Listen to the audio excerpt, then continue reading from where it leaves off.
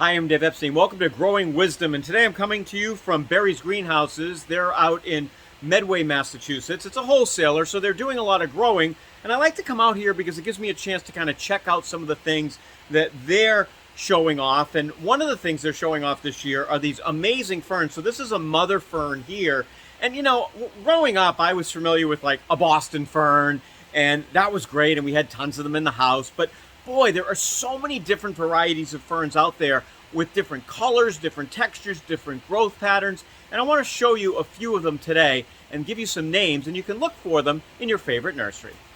Let's start with these first two. So this is a table fern here.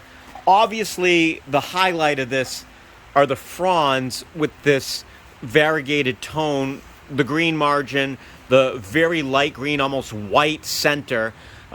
Beautiful tall fronds. You can see here as it's growing, it's got this nice tall frond coming out. Now, the grower, wherever this came from, actually another fern kind of took a little ride here and there. That's not the table fern, but kind of interesting to have the two mixed together. And obviously, ferns like similar conditions, so it's doing well. And then we have the blue star fern. You can see why this is called blue star. It's got that nice blue foliage here and really shows off nicely. Very smooth, obviously more of a monochromatic color, but just fantastic. And they will require similar light and similar watering, not bright sun, and certainly they don't want to dry out. Ferns tend to like it evenly moist consistently. Let's take a look at four different ferns here. This is called a leather leaf fern. Now obviously you can't feel it, but it does kind of have a little bit of a more coarse texture, not as fine.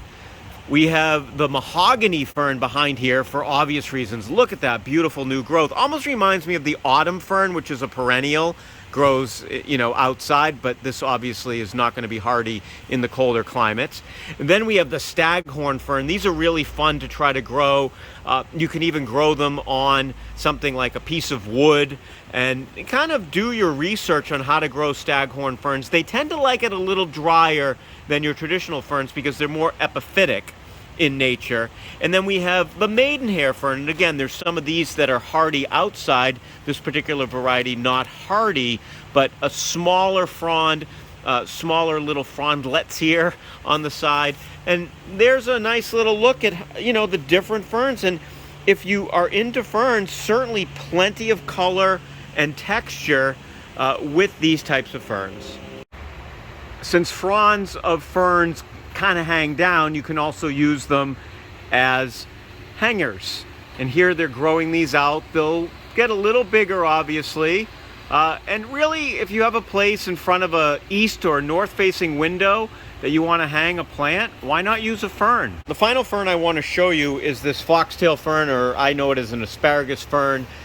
This takes it a little drier than the other ferns I showed you. So if it dries out too much, what will happen is the fronds will turn yellow and you'll start losing them all over the house if it's inside. But during the summer, I keep this in a morning sun, afternoon shade, and it handles quite a bit of sun as opposed to some of the other ferns which can burn. All right, so there you have it. Now, I could spend hours talking about ferns. They're fantastic. Here's a great Kimberly fern here. We'll end this video with that. But remember, they tend to not want to be in full, strong sun. Don't let them dry out. Also, don't let them get too wet. It's kind of like an evenly moist kind of plant. And they certainly will provide years and years of enjoyment. I've got some ferns that I've had since college, and that's going back 3 decades. For Growing Wisdom, I'm Dave Epstein.